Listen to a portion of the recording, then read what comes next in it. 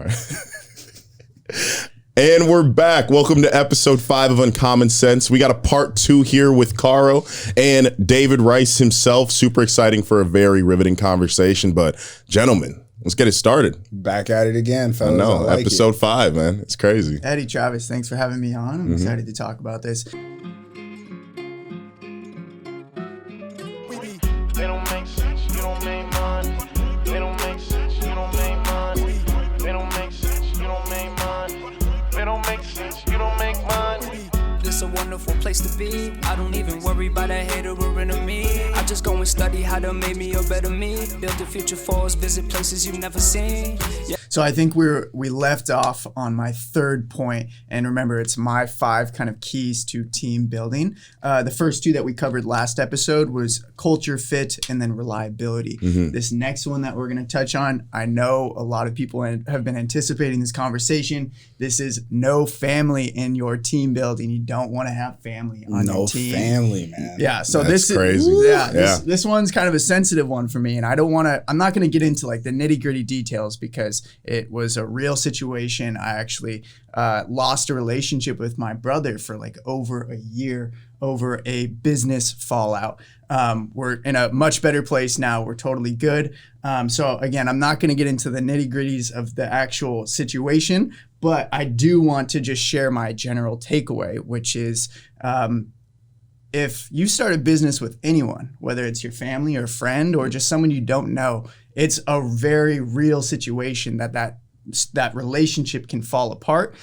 So if you're going to start a business with your family member, just be prepared that can be an outcome. So if you're willing to put that relationship on the line, so be it. But only go into business with family if you're okay with, potentially losing them as family. And again, it can work. There's outliers out there where families, come together, start businesses. It does great. Walmart, for example, the Koch brothers, there's plenty of others. But again, just be aware of that risk. No, yeah, it's incredible insight because a lot of people don't necessarily think in that manner. They think, oh, okay, I'm going to get into business with my family. Like, this is great. It's going to be all easy. We already have a relationship. But instantly, as soon as you get involved with that, it separates family and then adds a component of business. And when that component gets added, that's the moment where there's going to be new obstacles, new, constraints, new strenuous activities Money. and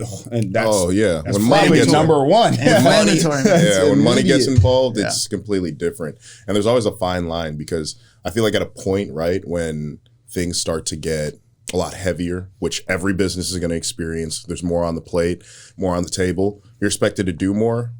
There tends to be a shift where when it's family, there's a sense of like, oh, I can let back a little bit because we're family, right? And I think you really have to understand who the person is before you step into that role. Great too. point. Necessarily like what are their strengths, what are their weaknesses, when I'm giving a message to them, like how are they going to be able to receive it too? Because I've been in situations where I've done business with my family and it didn't work out, right? Simply because they didn't see me as a business partner. They saw me as their cousin or as their, honestly, just their or as their brother, or you know what I mean? Or younger brother. And it's like, no, like this is a business. This is an operation. Like we have to differentiate what this is because there's a common goal of the team and the team needs us as leaders. They don't need us as brothers or cousin or siblings in this situation, right? They need us to be a united front so we can do this, right? That's a really interesting point too. And it has me thinking about something else that it's like specifically like communication can be a big problem because you're so used to conversing with this person like your brother, your sister, your mom, whatever it is. But when it comes to a business relationship, that requires a completely different type of communication style and skill. So I'm glad you brought that up. I think that's huge. Yeah. But there's always a shift too. I feel like when you're in business with the right people, at least the way we do business, they ultimately turn into your family. Absolutely. Which is a great feeling. You mentioned that. Which is a crazy concept to think about. It's just, you get in and once you share experiences with somebody, and I think about this with like my actual family. We were actually at our closest when we were at our lowest. through the struggle. Exactly. Through the struggle, it's like, oh, these are the people that are there with me. Yeah. And you feel that in business too, right? You know, who are the people that are going to leave when things go bad, but who are the people that are going to say, hey, it's not going to be bad forever, right? Yeah. We have an opportunity to make sure that a year from now, 6 months from now, 18 months from now, whatever it may be, is going to change the whole direction of what it is. I mean, how many times have we been in a point in the business where it's like, all right, what are we going to do? Mm-hmm. But the mindset is, what are we going to do? Yeah. It's never just, hey, you're in the situation, I have to back up, but once it's good, I'll come back. It's no, I'm going to be there through the trenches with you. Come on, we're going to get out of this. Don't worry. We've been through it before. And just knowing that you have that support you feel invincible at that point. You know, in situations where I feel like would have been dire for most people, we could always lean on each other. Mm-hmm. And it was just like, oh no, we got it. Like what's the game plan? Like different perspectives. We got this. We're gonna hit it from completely different angles. So that's something I really think a lot of people don't necessarily take into account. You know, your business should ultimately turn into your family. I think that's one of the biggest elements that I've ever seen while I've come through it. I mean, we've discussed it numerous times actually, of just what it takes to build with someone that technically is a stranger to you. And there's a saying that I always let people know in my office whenever I'm, talking about, going up and meeting and talking with people and networking or anything like that. It's like, this could potentially be a stranger, or it could be a stranger. It is a stranger, but it could potentially be a family member you've never met before. Mm-hmm. And that process allows you to go in open-minded to any of the conversations that you could be cultivating. And through that process too, you start to develop those business relationships. And if you're doing that with a team, you start to realize that naturally will start to be indicative of creating those foundational elements of a relationship. And those relationship pieces of, family, like family is your relationship. That's a unique relationship mm-hmm. that no one else could ever touch. So in terms of unique relationships, anybody in business that you're working and building with, those foundational pieces becomes unique relationships, and they start to cultivate more of a understanding of whom you are and whom they are, and that builds almost like passion within that. And when passion's involved, that becomes a loving mechanism, mm-hmm. and that loving mechanism can start to evolve into more of a foundational piece of whom a person can be, right? And then they start to build off that and grow. And that, if you have that within business, that's actually where you start to see, for me, I think, when I think of businesses that are close but maybe weren't necessarily immediate family members but became family, I think of like Berkshire Hathaway. Mm-hmm. I think Munger just passed actually. So prayers. But in all honesty, when you start to see close, because I think their business started with like 13 people. It was a close-knit family environment, but it was like 13 people that started to evolve a massive company. And you don't think there was strenuous things that were mm-hmm. happening, hard conversations to have. It's like, those are what family has, and you learn how to deal with that. So it's funny to me that it's the biggest double-edged sword, because for me personally, just so you both know, I don't think I've ever really told you that, but my objective in life was to just get into business with my mom, single mother, mm-hmm. who wanted to actually show her how to do business. She always looked at it and looked at me like, nah, not happening.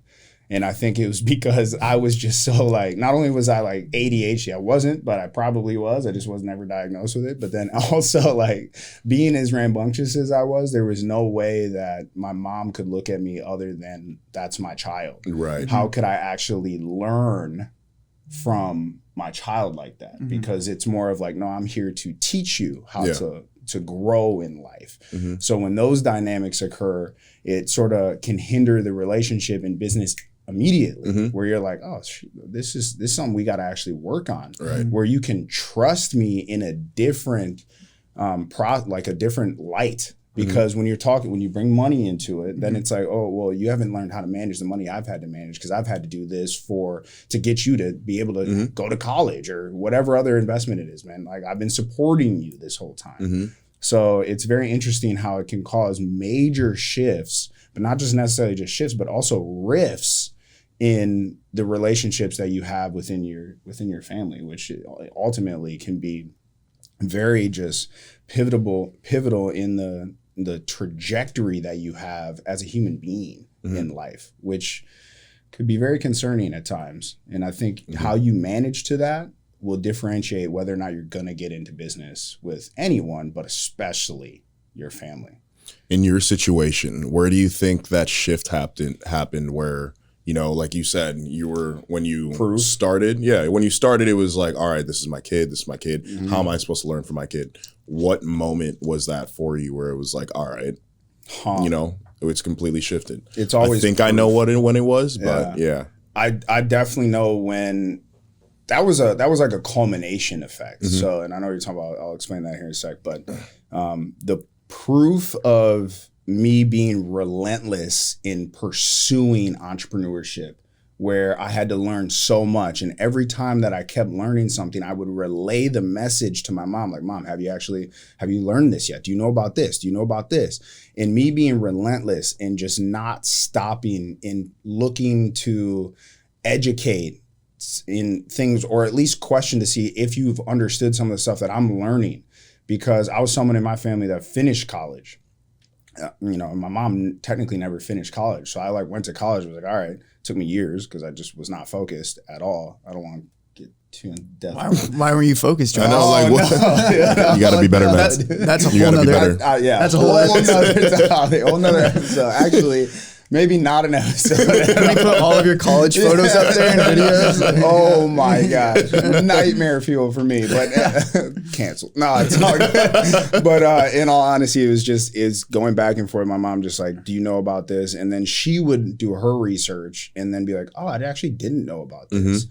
And then I would bring something else. And then it all culminated into being able to say, hey, Mom, you know, she was having struggles in her work. She was an employee of 35 plus years in insurance. And the next thing you know is like they were managing her out of the business, which happens a lot for older individuals. They don't understand, like, you're going to probably be managed out because there's younger talent that's less expensive in terms of salary. So why not?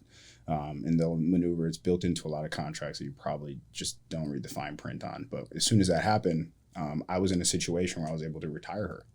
And I think that was the moment where, and I'll never forget this, and I'll never forget when you said this, but literally said, you know, Travis, I feel like I'm living a dream.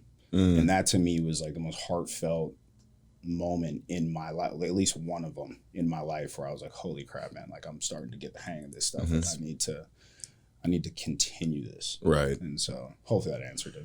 Yeah, it did. Special. 100%. That's a great story. That's a phenomenal story. And, you know, the one thing that a lot of people don't realize is, you know, that passion that you have for it must come with action, you know, and especially when it comes to having an opportunity where your family can be involved, because it can go two ways, right? You know, that action, it's either going to be something that's more so reactive, where it's just, hey, you know, we're just going to react to situations and it may not work because of this, because I see you in this certain light. You know, you're my little brother, you're my son that's just been super quirky, that, you know, did a lot of wild things in college. Yeah, it's like the nicest way to say it. Exactly, quirky. We're going to say that.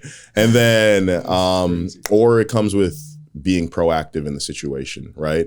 Because I've been in a lot of situations with, you know, one of my cousins. He's actually one of the biggest influences for me in business. He's a consultant out in Minnesota, and I learned more about being proactive with him than many people in my life, simply because anything he said he would do in a realm of business, it was being done right then and there, right? And he would come to me and say, all right, I'm going to do this, but here are the steps to how this is going to go. Yeah, little cuz, let's go. Like, follow me, right? And I actually got to see those things. You know, I was doing events. I got to meet senators. I got to do all these things because of him. And I was like, okay, so this is a family member where they focus on being proactive, right? And I have to follow that so I can keep up, so I can be part of that process. Whereas with other individuals, it's like, all right, when are we going to stop just talking about it and actually do something about it? Right. And you start to realize, you know, we have passion for it because we're family and we understand the ins and outs of what it may be, but it's not necessarily going to go anywhere if we don't take that sense of action. So I think it's such a broad spectrum for what it is. Yeah, you know what I mean? There's a component though that I think is what you're getting to, and it's even when there is action taken, and when that moment that you start to almost butt heads because your difference of opinion doesn't allow for progression, and that coupled with the exacerbating money, topic, Communication style, like we talked about. Yeah, it's, it becomes. How do you deal with those issues as they arise? It's crazy that money can triumph family. With this situation, money was definitely a driving factor. This was a huge opportunity, and it was a e-commerce launch, and we did $1 million in the first hour. Wow. That's huge. Thousands of orders. That's amazing. Sold out. Next drop, $1 million in a couple hours. Okay. So it was big time money, which absolutely inflames the situation. Absolutely. Yeah. Right. Yeah. Because then you realize, all right, this is a platform that's super serious. Yeah. What are we going to do? You probably have one person that's saying, okay, how do we scale this? And one person that's saying, hey, we can cash out. Yeah. Which is crazy mindset to have. I love that you're saying inflammation though. Like, because it honestly becomes like a diagnosis in understanding like what's actually happening here. Like we have to figure out what's happening to this process because it's inflaming everything. Like all of a sudden, this is something we got to monitor. And if we don't, it could be potentially deadly. So what are the medications here? So I love that you're saying that. I've never thought about it like that, to be honest with you. Yeah. Which is unique, just being the money being the inflammation factor. Right. And so many people are like, what can you do to monitor inflammation?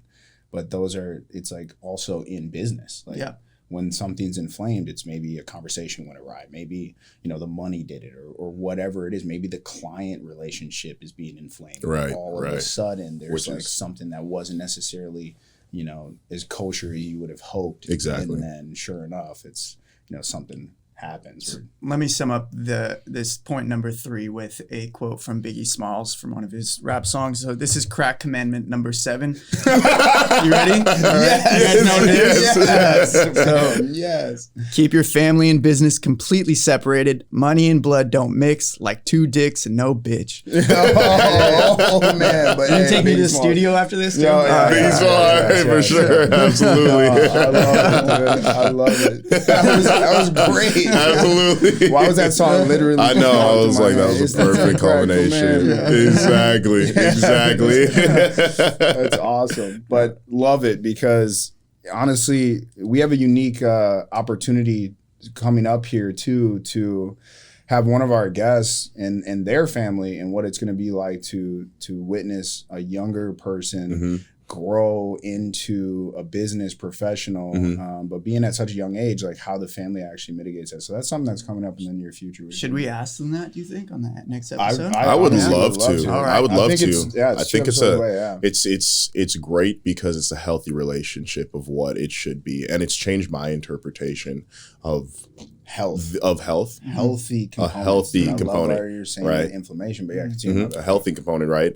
But it's changed my interpretation of what family and business can be, but then also what I seek in terms of potentially doing it. And I think we've seen this recently. It's been a trend where I'm like, wow, the best business partners and family are usually the children, which is, or you know what I mean? Where it's like, you get the opportunity to assist somebody through everything that they've been through in life, from, taking their first steps to understanding the first concepts, and seeing them mold an idea for themselves of what it is, and you as the parent, the guardian, that leader for them, bring it into fruition and actually assist them in taking action.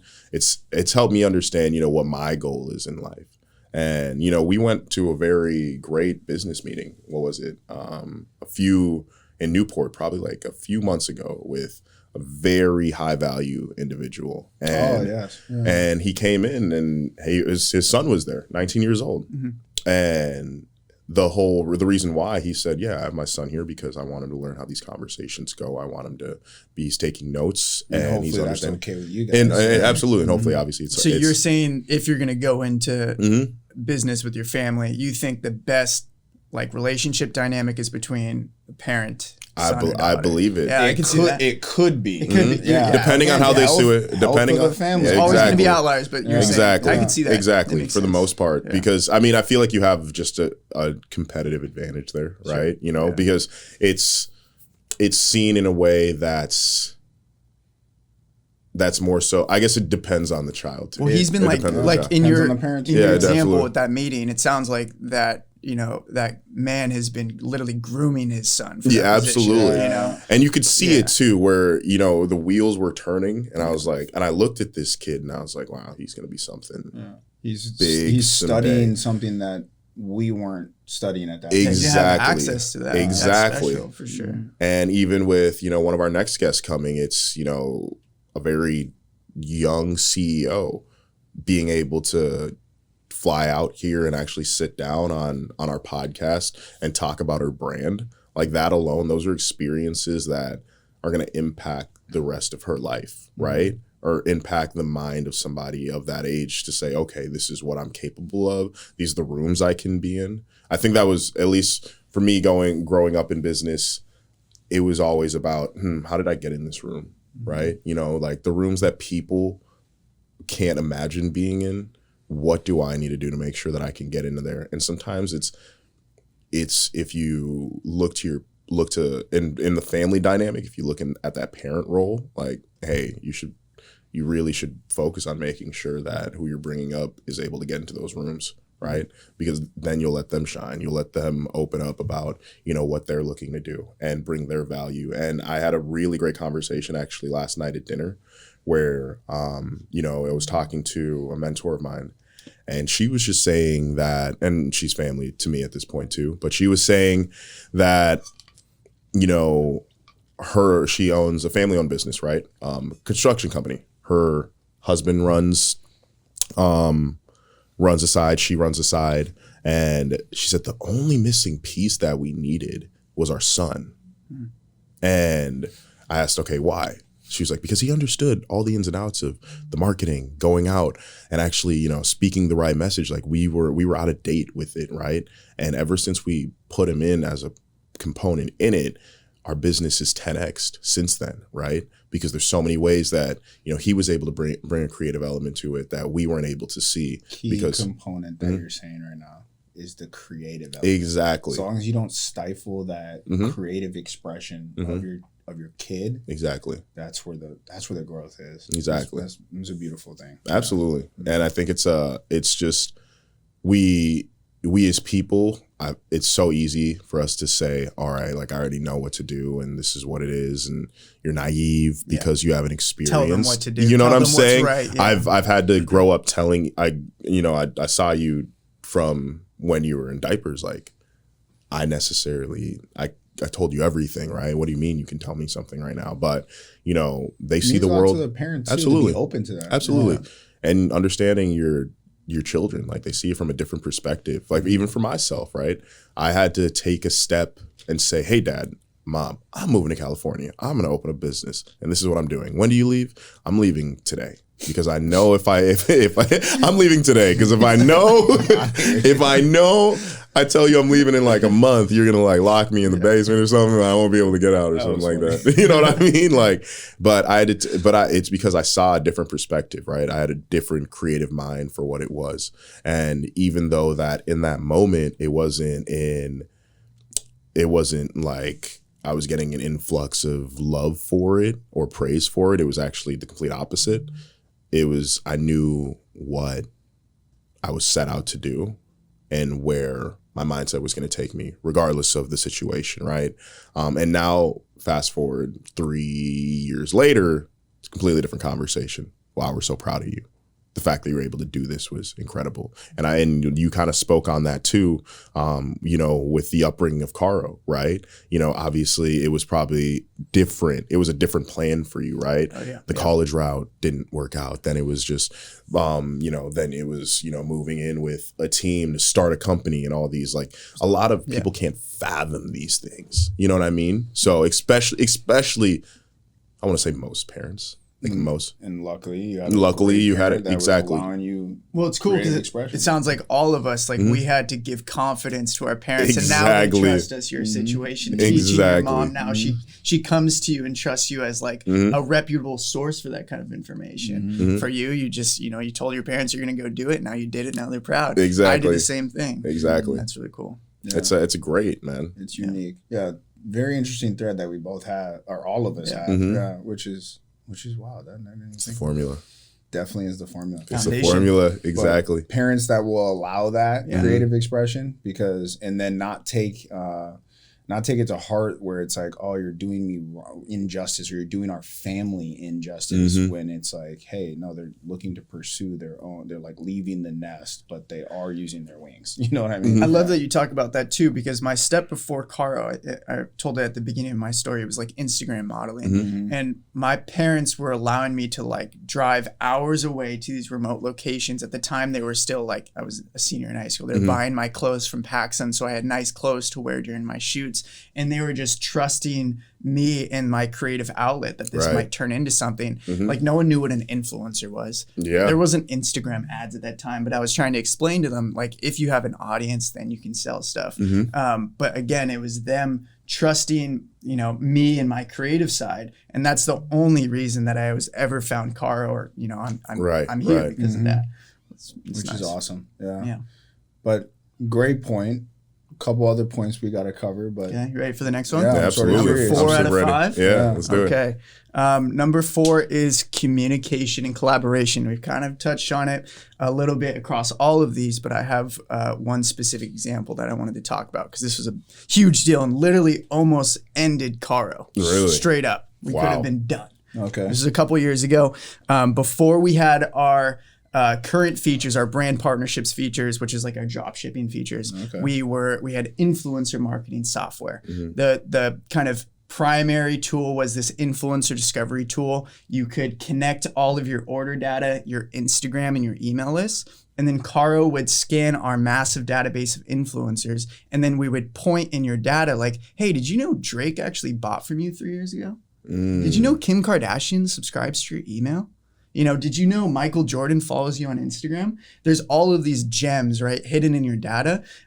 So that was our primary tool. And then we had a suite of features that supported influencer partnerships. So a brand wants to send product to an influencer. That's the primary one. And we introduced this really cool tool that, like, for example, if I sell t-shirts on my website and I want to gift a t-shirt to an influencer, they're using Carro, you could add a little widget to your website. Right. And it's a separate checkout option specific for influencers. So if you're an influencer and you have more than, we define an influencer as having 5,000 followers on Instagram. If you had 5,000 followers on Instagram and you landed on my website, you would see that little Carro with the with those dots and it's like a little circle on the side of their website. Right. You could add products to your cart, and then instead of going through the normal checkout flow, you click the Carro button, and you get sent through this like different checkout feature where all you have to do is log into your Instagram. Once you authenticate that you're an influencer, then you literally get that product sent to you for free. Oh, wow. In exchange for doing like a post or a story or whatever it is. But this is a really kind of critical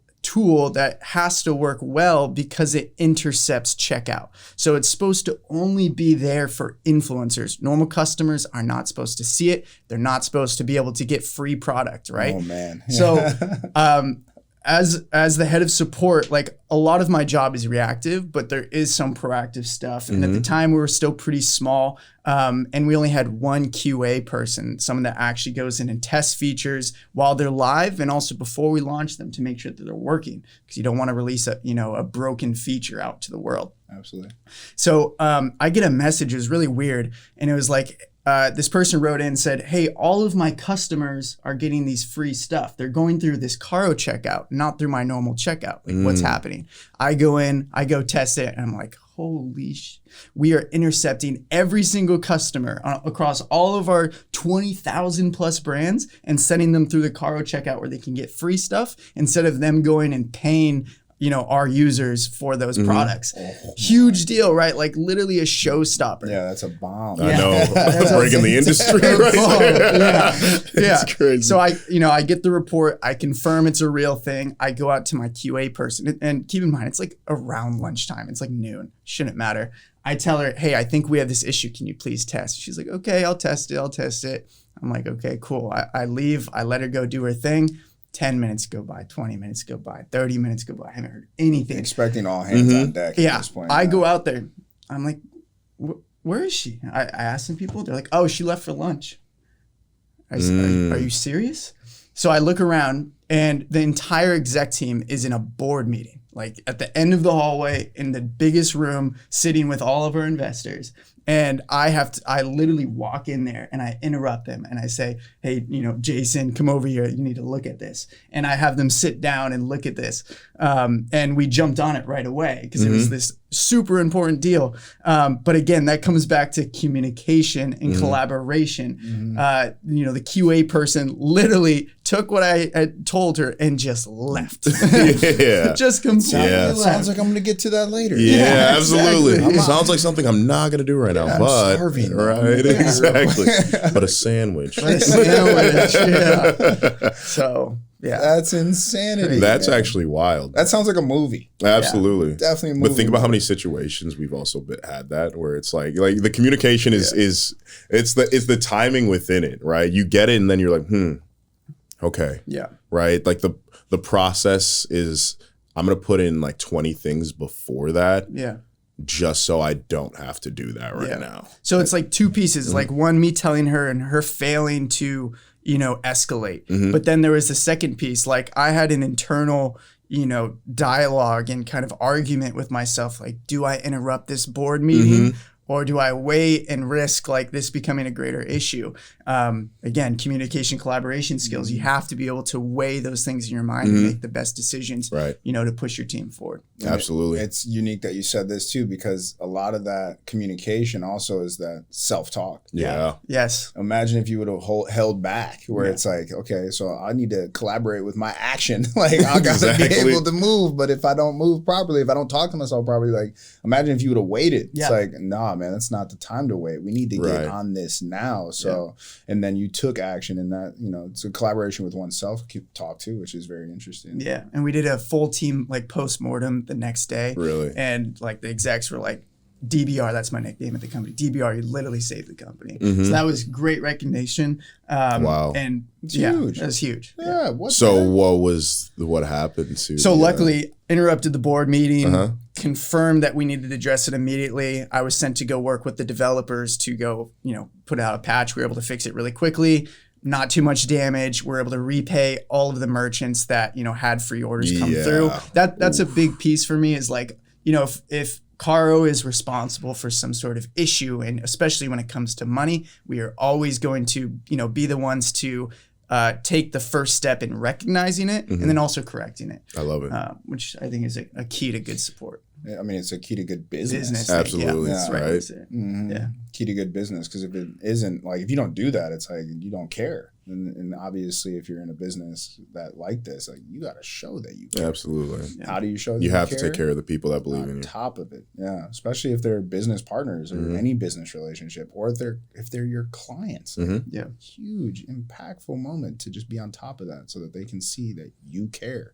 So that was kind of like the negative side of like, if there's a communication, collaboration breakdown, what can go wrong? Do you guys have any good stories of communication, collaboration going right?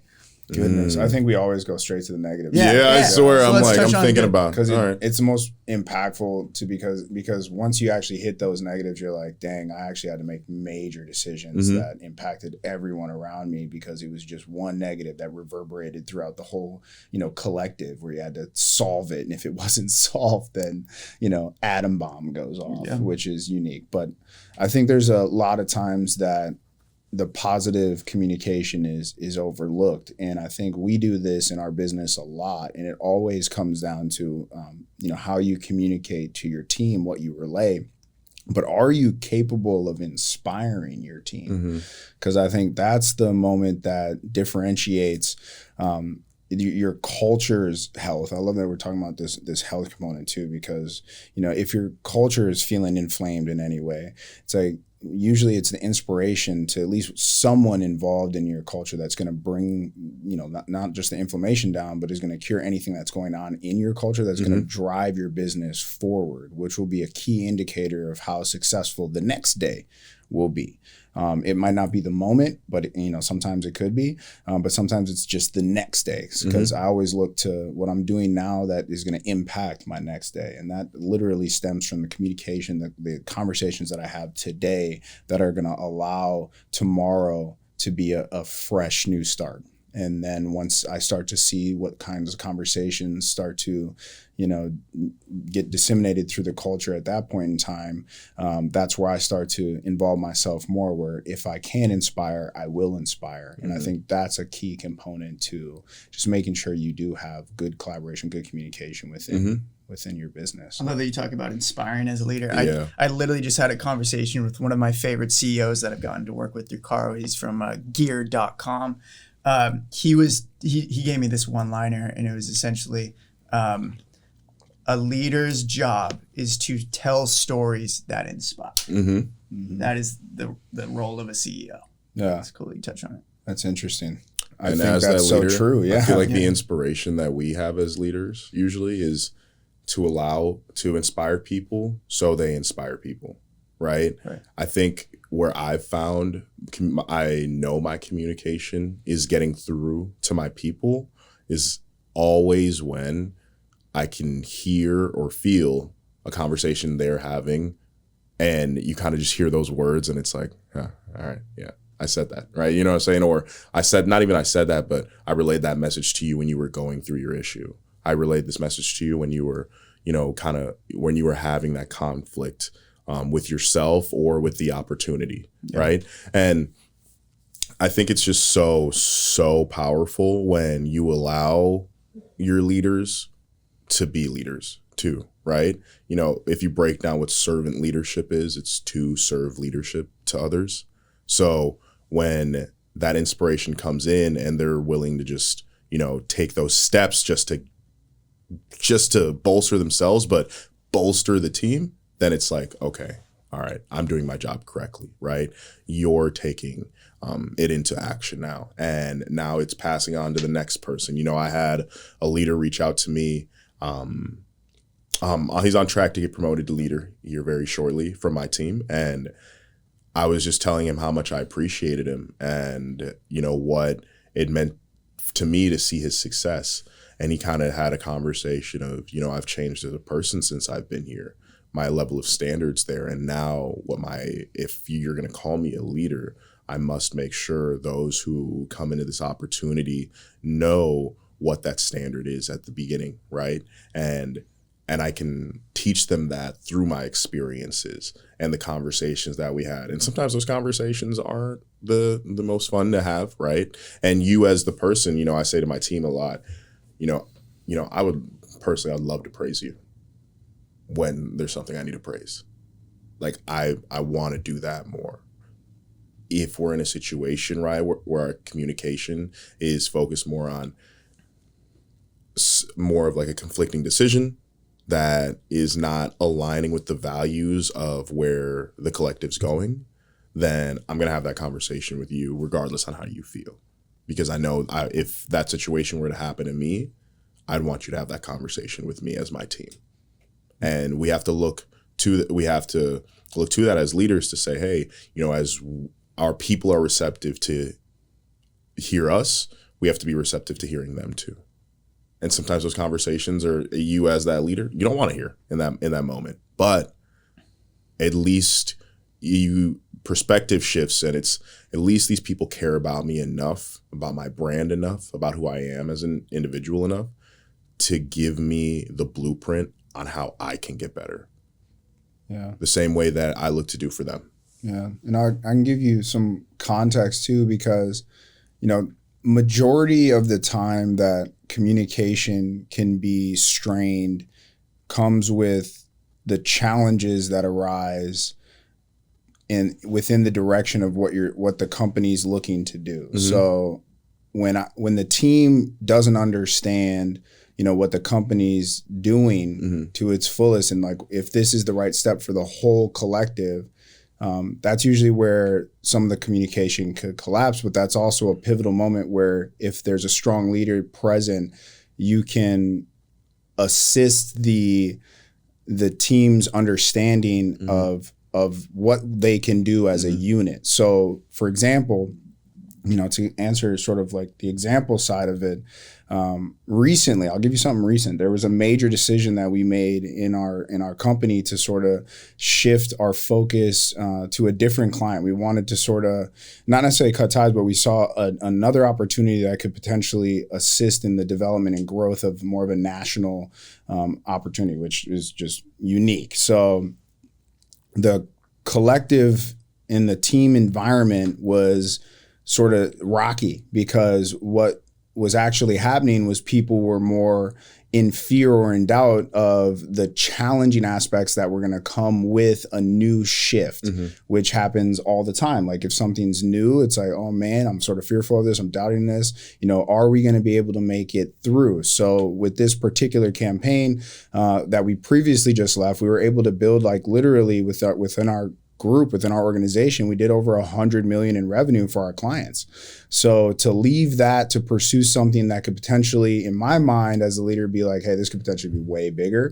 But I don't know how necessarily to make sure that even someone that just started is going to know like, hey, though the culture might be feeling some, strain, and they're not necessarily understanding like, oh, this is the shift that we have to make as a whole.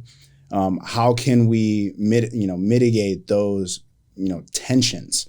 And so for me, I would have to and what I did, just to be honest with you, is if I needed to inspire, I would explain more of the detail behind what the decision was and why. And so for me, it was like, hey, I need to show a path for everyone's mind to be clear enough to say, oh, I see that this could be the outcome of the next phase of the business. So for me, I had to say, hey, let me break this down. Obviously, whiteboard, boom, knocking it all out, showing the math, showing the detail, and obviously explaining what the vision could look like for everyone if we focus as a team to get to the next, position. Because honestly, maybe it took 3.5 years to do over 100 million in revenue for our other clients, but this client could be potentially a year, next thing you know, it's like 250 million in revenue, which to me was like, oh man, this could be it. Personally, I was like, oh, this is it. I need to start shifting into this in this realm. But how do you get the team to do it? Well, collaboration, making sure that the team is present, that you're there as a leader, being the one that's the point on the conversations, making sure that you step up to the plate and say, hey, this is the reasoning, this is why. And then, not deflecting concerns, but accepting those concerns and saying, what can we do as a collective to give you solutions and give you answers? And once those answers arise as a collective, because it doesn't need to be just you coming up with those answers, you're the one that just facilitates the environment to come up with those answers, or at least you should be, in my perspective. Again, this is just a philosophical view of it, but in my own personal philosophical view of it. But once you facilitate an environment that creates a culture where everyone is in on the solution and as to why this could be great for the whole, now you're allowing the group to move in a direction together. And that to me is where the ultimate collaboration, where the ultimate, communication of just positivity can be. And it usually stems from, which is funny enough, but it stems from the negative, which you're like, oh man, like let me use that as a seed. Yeah. And now I'm going to take that seed and I'm going to water it and make sure that, hey, I'm going to start bringing out more of the positives out of this because, hey, once that negative's gone, it's gone. I bust into any meeting. I don't care who's there. I'm going in the meeting. From there on out. Yeah. Hell no, guys. We got to get on top of this. They got to lock the door now, bro. Exactly. Like, here comes DVR. Hi. But they have to be able to see it. Your team needs to be able to see it. It needs to be able to experience all of it. Right. Thank you. Yeah. It's about that time. Yeah. Yeah. They have to be able to experience all of it, which is the best part about Should it. we hit the last point, or is that? It's kind of a nice segue if we have time. Let's do it. We do have time. Yeah, it's a nice segue. So the last one, I really like this one because it is unique. People don't talk about it that much, but it's like onboarding and the internal resources you have to quickly bring people up to speed that you have on your team. I mean, there's some obvious reasons you want this to be efficient, right? You're going to save money and time. But I know, like, even with what you were just saying, like, you created internal resources and structure and information that allowed your team to see the greater vision. So it's kind of similar, but I also know you're working on some other, kind of new onboarding stuff. So I'd love to hear about that. What's interesting that you're saying, well, to me, onboarding is huge. If you don't onboard properly, and I think you've mentioned this in the previous episode, you were saying like onboarding is pivotal to just how someone comes into your business. And I think it took me a long time to figure this out because it was trial and error. But once you sort of dig into it and say, okay, you're setting someone up for more than just success. You're setting them up for a foundation that will allow them to take a leap of faith into their own, I want to say their own ability to be confident in their next role. And that is rare. Because if you're sitting there and you're just, you're saying, hey, just come on in, be a part of the culture. And I am a culprit of this, like, hey, just be a part of the culture. Like, you have someone here that they're going to be your tutor, blah, blah, blah. But there needs to be a system in place that's more than just an orientation, that's more than just, connecting them to the team member. And for me, I started to recognize what I could do to allow someone to say, okay, I'm taking steps even within those, let's say orientation is day one. What do they do in between the time of the orientation to having day two with their tutor? Because I love to have a tutoring aspect. Like I'll pair someone immediately as soon as they come into my business. I'm pairing them with a tutor, not just a leader, and they are leaders, but I like to have people's mentality focused on tutor because, just like any other business, if you're getting a newer, college student that's coming in, that's learning, wants to be an intern, wants to potentially be a job, it's a better understanding of, okay, well, you're going to get a tutor now. Imagine if you had a tutor in college, and the whole time for everything that you were doing in college. I'm sure college wouldn't take 4 years, it'd take like 2 years. So that's what I wanted to develop for them. And so that was one of the strategies of the onboarding process that I've already implemented that I had. But so orientation and then introducing to them tutor. But in between that time, there can be almost a loss of impulse, a loss of, and maybe not even that, more so just maybe fear could be setting in, like, oh my gosh, is this the right thing? Could, oh my gosh, like, what's happening next? Whatever it may be. So what I've started to implement now is assisting them with going through more hands-on coursework with their tutor so that they can both, and not only does it bolster the tutor themselves, like their understanding of what could be done to help that person out, but when they come in and now that new rep comes in, they're like, oh, well, now I have a seamless process where it's like, okay, we're touching on this today, then this, then that, then this. And it's literally just a coursework. It's an outlined course that will help them and then test them a little bit to see if we can actually do it. I've implemented 2 different types of testing, by the way. Your A/B testing, your onboarding? Yeah. That's badass. Yeah. So 2 different types of testing. And one of the tests is an integrity-driven test. So I'm testing, and a lot of people will do like character tests. I forget what the actual test is, but to get your the type of personality trait you are. But I'm more so focused on just one aspect and whether or not you're going to be honest and truthful with the work that you're doing. So I've implemented a testing strategy that's sort of like, what would you do in these scenarios? But at the end of it, I want you to sign off and say, hey, you're willing to do the work that you're willing to do is going to be integrity driven. Almost like a contract to say like, hey, you finished this testing, but now that you know what we're looking for within the questioning, I want you to actually sign off like, I'm going to do the best that I can possibly do right now. And so when their trainer and their tutor is by their side and they're saying that, it's like, okay, so are you going to lie? Exactly. Or are you actually going to put your best step forward and then pursue this with your tutor right next to you? You're That's going to be contractually obligated to be a good person. And it's not necessarily, and in their mind, it might think it's contractually, but really it's just, it's a test. Like, hey, and then the next component of the test of the, not only is it just integrity driven, it's also just to see whether or not you're going to be focused on being a part of a team. Like, I want to know if you're going to be an individual that wants to truly be a part of a team. Because a lot of times you'll get someone, you hire someone, and they don't understand what it really means to be a part of a team. Right. In fact, I think a lot of college students do this too. They'll say like, oh yeah, I've done, collective work in groups and blah, blah, blah. It's like, okay, but I guarantee you that within this team, you probably did, not necessarily guarantee, but it happens a lot. So you probably did B work or C work. And then there's someone on that team in that group that was doing A+ work. Every high schooler or college kid is forced to work with a team. Yeah. And it's like, like 9 times out of 10, if you weren't the one that's like, hey, this test, I'm doing everything that's necessary, that other person, you're doing less than. To be fair though, I was just thinking about this exact scenario because I was one of the kids that was like, I always tried to pair up with someone that was really smart. Exactly. In class, So it was easier. Exactly. Definitely easier. Right. But like that in itself, and then like within that dynamic, you also have to, kind of position yourself to do less work, but that is something to do with team building, like team skills is like figuring out those dynamics, and which is a role. It's great. Honestly, I want to say for any of my groups, I was the spokesman. I was the, hey, research, that's you. Yeah.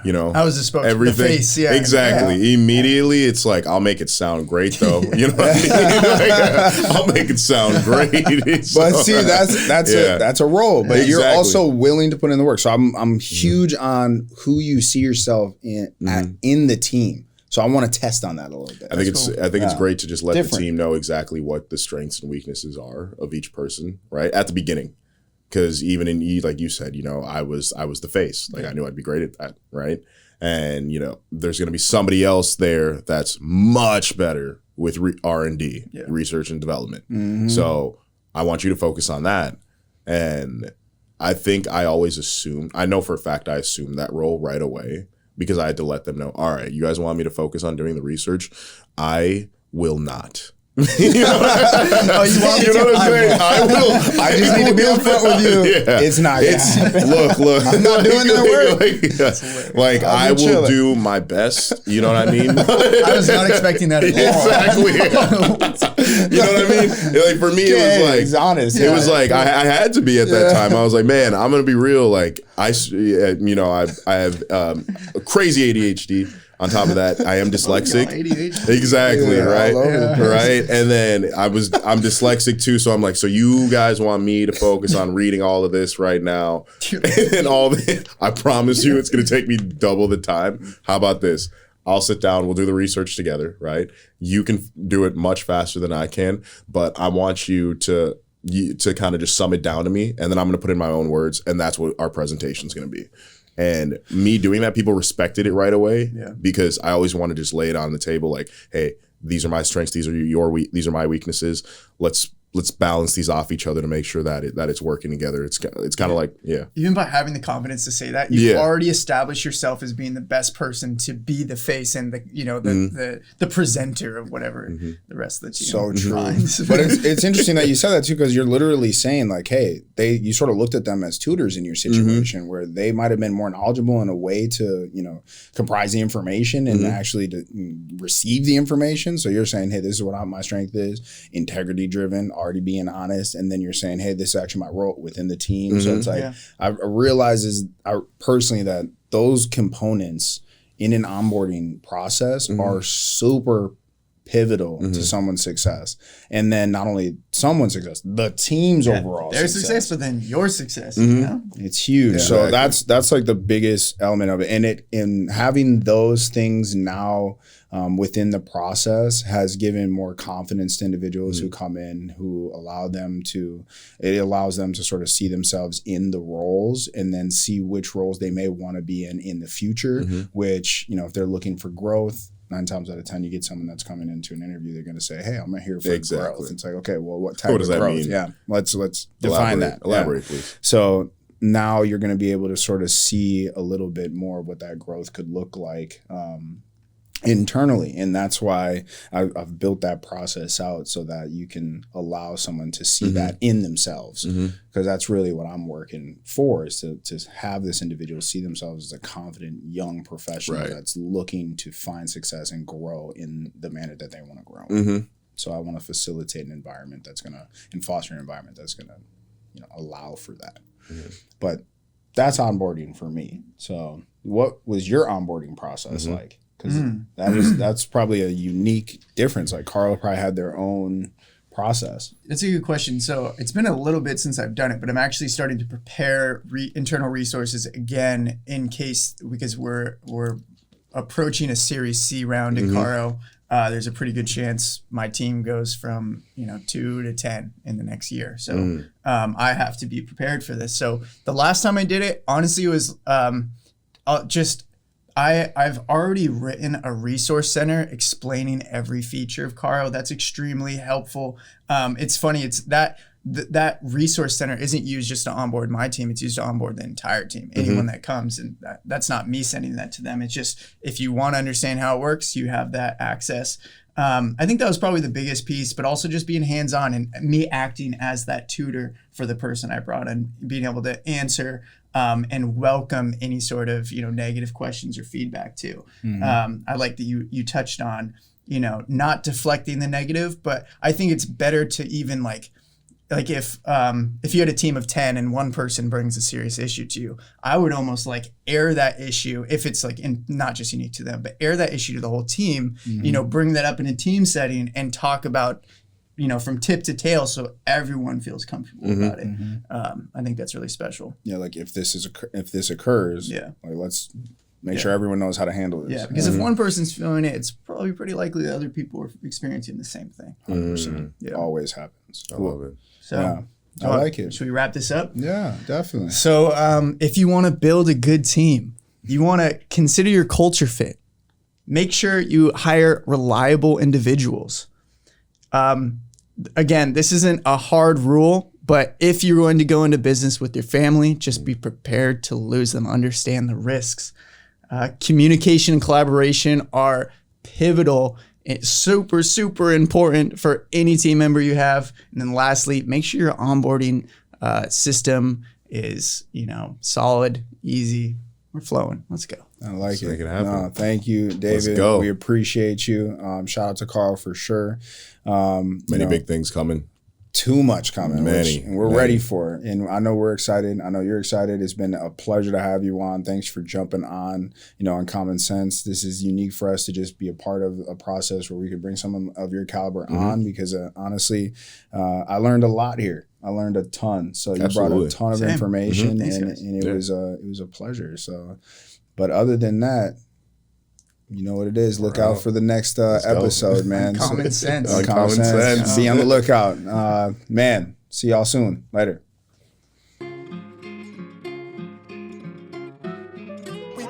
They don't make sense, you don't make money. They don't make sense, you don't make money. They don't make sense, you don't make money. They don't make sense, you don't make money. This a wonderful place to be. I don't even worry about a hater or enemy. I just go and study how to make me a better me. Build the future for us, visit places you've never seen.